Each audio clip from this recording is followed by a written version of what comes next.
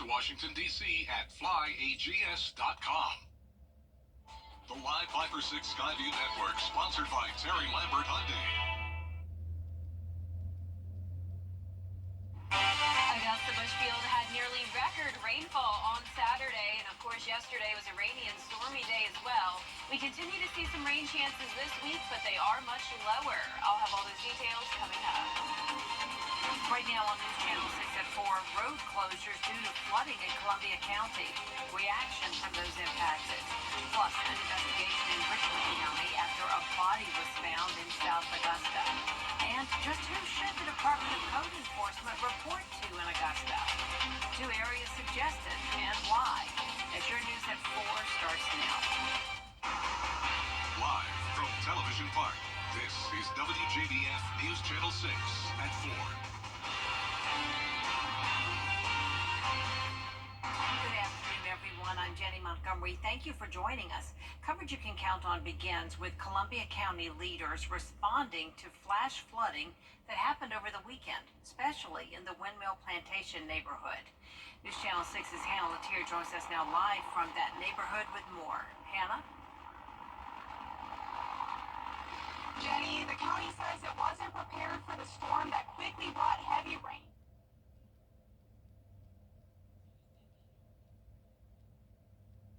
Windmill Parkway. There was also flooding on Ferry Road and Southern.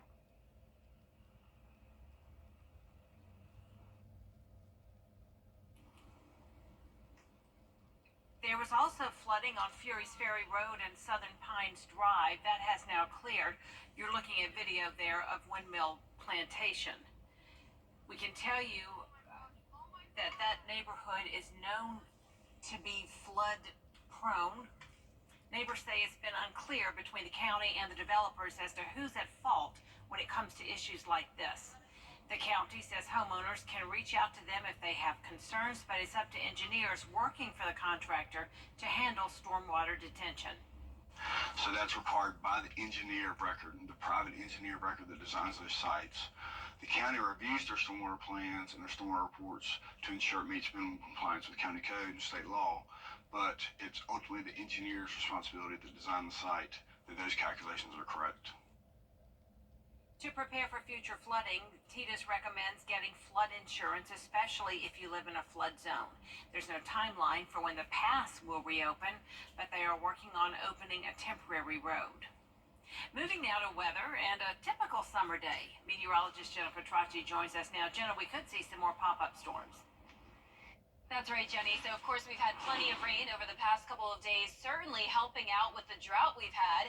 But I'm sure we're now starting to get tired of all of this rain, especially because it has led to some very bad flooding and also some tree damage around Columbia County and Richmond County yesterday with those strong storms. So now we're getting a bit of a break, kind of like a force field around the CSRA with storms to our north, south, east, and west, but not a drop of rain in our area.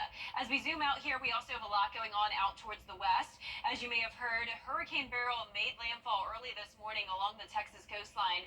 Now it's down to a tropical storm, caused a lot of issues in Houston this morning and afternoon, and now all of that rain is in northern Texas with a lot of tornado warnings happening now around the border of Texas and Louisiana. Right now, it's a beautiful day here in town, though, as we take a look at our Terry Lambert Hyundai Skyview cam. Looking great outside over the river. Temperatures are near average today in the low 90s. 91 in Augusta, 90 in McCormick, Millen at 92. Aiken, you're also at 92 degrees, upper 80s in Gibson and Crawfordville, and 91 in Lincolnton. Because the humidity is still so high, we do have a heat index that's around the triple-digit mark and all the way up to 104 in Louisville, 106 in Sylvania. Heat advisory for Wilkes County down to Emmanuel until 8 o'clock this evening for that heat index up to 106. The reason for the heat is the high humidity. We have dew points sitting in those mid to upper 70s, so even though we don't have any rain at the moment, we do have plenty of moisture out.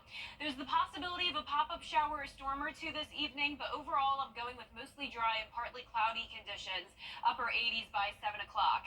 As we look ahead here, we will continue to see those chances of rain over the next 3 days, but much lower chances, around 30 to 40% with those temperatures staying near average. Coming up, I'll have a look at the futurecast and your full 10-day forecast, but back to you, Jenny. Jenna, we appreciate it.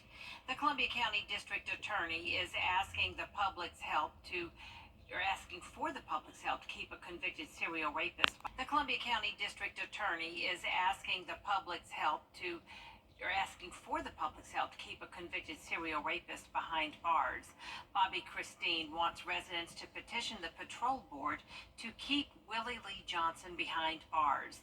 In 1986, Johnson brutally raped 3 women whose husbands were on duty at Fort Gordon, which is now Fort Eisenhower. Johnson was sentenced to 5 consecutive life sentences plus 40 years. The Georgia Board of Pardons and Paroles has voted to grant a tentative clemency release. We have the full letter signed by the Columbia DA at WJBF.com. A gruesome discovery in South Augusta early this morning when a body was discovered in a backyard in South Augusta.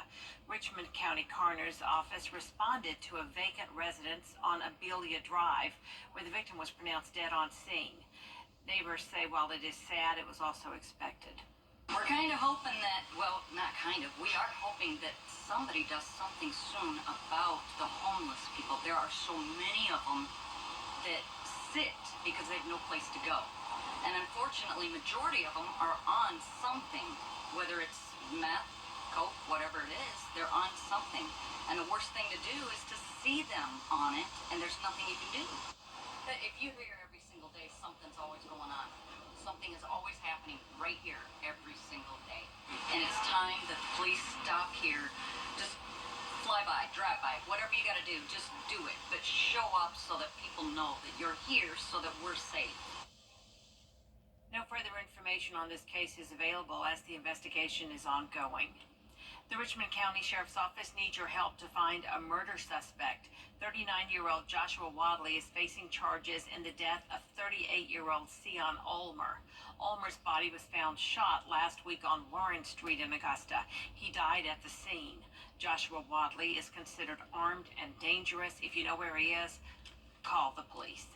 Some Augusta leaders want to see a big change when it comes. He's credited with saving and repopulating wild turkeys in North America. Next time on Jenny, Rob Keck was CEO of the National Turkey Foundation for 27 years. He founded the Families Afield program, recruiting more than 2 million new hunters. He's also a conservation ambassador for Bass Pro Shops, making a big impact in the world of wildlife and outdoor adventure. We've got so many Americans that have made such an impact on us that were hunters, they were anglers, and they were ones that had a feel for the land. And as we become more urbanized, so many people have lost touch with those rural roots. They don't understand nature's rhythm of living and dying. And, I look at so many celebrities that are out there today that aren't carrying this great, great news of what the outdoors has to offer. There's something there for everybody. Just watching wildlife in your backyard or fishing along the Savannah River, there's something there for everybody to enjoy. We'll also hear from pro boxer Ray Whitfield about the celebration for the Augusta Boxing Club's 50th anniversary, from an annual backpack giveaway to a big boxing match. Tomorrow at 12:30 on Jenny. There is a renewed push to ban cell phones in schools to help students learn better. Some Georgia teachers say students use phones for the wrong reasons in class, like to watch TV shows, to gamble, or play video games. Other educational groups say cell phones are helpful for parents to communicate with their kids, but they're distracting students from learning. Wouldn't hand a child a loaded weapon.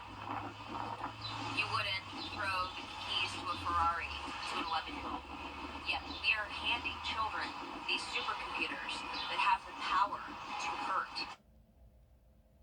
South Carolina lawmakers added cell phone bans to the budget for next year, with the State Board of Education deciding on how it would be implemented. A warning for other school districts after a data breach involving the Alabama Department of Education is under investigation. Here's Ryan Hall. The breach took place on June 17th. Dr. Mackey said they do not know the exact data stolen, but it could include personally identifiable information from students and employees. The department has involved state and federal law enforcement in what is now an ongoing investigation. But what I would say is that to all parents and all local and state education employees out there, they should monitor their credit. They should assume that there's a possibility that some of their data were compromised. Dr. Mackey said all data has been restored using clean backups. He reaffirmed that banking information could not be included in the breach. If people are worried, could they have gotten my bank routing numbers or any of that? No, because we don't keep any of that information.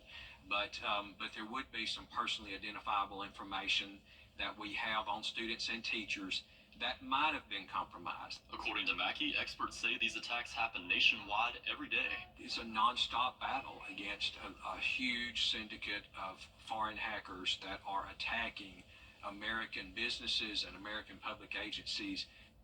Dr. Mackey could not detail where the breach came from or the extra protections they have put in place due to the nature of the criminal investigation. Coming up, what new research suggests about kids and the amount of time they spend on computers. And our temperatures will stay near average this week, but the humidity is still very high. Also, a few showers and storms around, but finally a much lower threat of flooding. I'll have all those details coming up. Hi. WJBF News Channel 6 wants you to join our team. We're looking for talented applicants in a variety of fields. To see a current list of job openings, visit WJBF.com/work-for-6. Join our team today.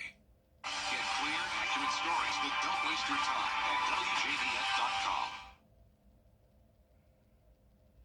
This is National Video Game Day, and as previous research has focused on the effects of screen time on young children, a new study focuses on the effects on their parents.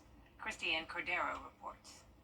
Almost all American households are home to a smartphone, laptop, or tablet where many adults scroll for more than 4 hours a day.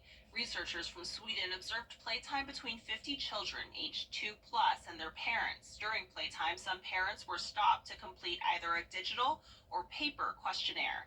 The study found no difference between digital versus print interruptions. When parents were distracted, overall exchanges between parents and children were more negative. Parents were less sensitive to children's touch or gaze, and children showed less affection. To strengthen bonds with our children, social scientists advise FaceTime, not screen time, for parents. And with it being summer, one great way to do so is getting outside. With this Medical Minute, I'm Christiane Cordero. A new study finds women exposed to fine particulate matter in the air prior to beginning in vitro fertilization were nearly 40% less likely to give birth. Australian researchers conducted the first of its kind study to analyze the effects of pollution on all stages of IVF. They found women exposed to pollution up to 3 months before egg retrieval had lower birth rates.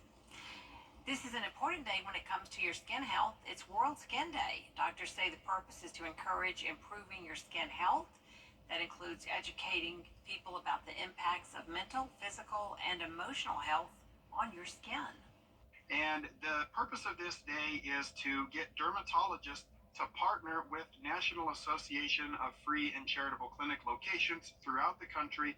This is led by the corporate sponsor, CeraVe, who is helping to band together dermatologists to provide free skin cancer screenings, education, and resources to some of our underserved and under-resourced communities in our own cities throughout the United States. And here are more couple fun facts for you. According to worldskinday.org, there are more than 3,000 skin diseases, and in some countries, fewer than one dermatologist per 1 million people. We'll be right back. Weather headlines on WJBF News Channel 6. Brought to you by Hickson Roofing. If your roof needs fixing, call Mr. Hickson. Many accident victims are getting your best partners. The CSRA is full of amazing women. Women who inspire. Women who innovate. Women who lead. That's why News Channel 6 brings you Women to Watch. On the last Wednesday of each month, News Channel 6 recognizes local businesswomen who are making a positive impact in our community. Nominate someone today at WJBF.com. Sponsored by Goodwill.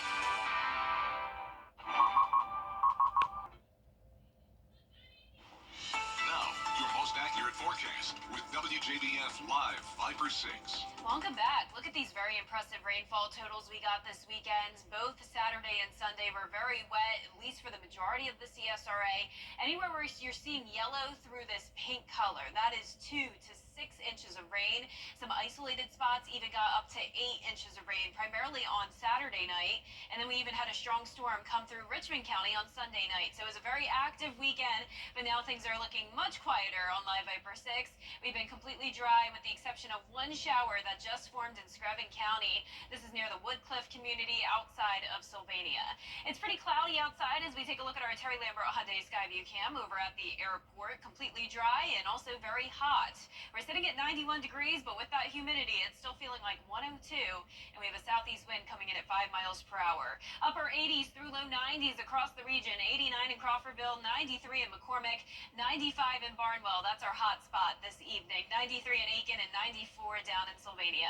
The heat index is still around the 100-degree mark, seeing as hot as 106 in Sylvania and 108 in Bamberg. So definitely still that dangerous heat, but not quite as bad as it had been over the past couple of weeks. Of course, all eyes are out towards Texas. This is where Tropical Storm Beryl is causing a lot of flooding concerns and even a lot of tornado warnings now along the border of Texas and Louisiana. Here's a closer look at Beryl. Right now, the winds are at 60 miles per hour. It made landfall overnight near Matagorda, Texas as a Category 1 with 80-mile-per-hour winds. So now it's weakening, but still causing a lot of issues here in northern Texas and parts of Louisiana. Here's the track of Beryl. It will continue to weaken as it moves over land.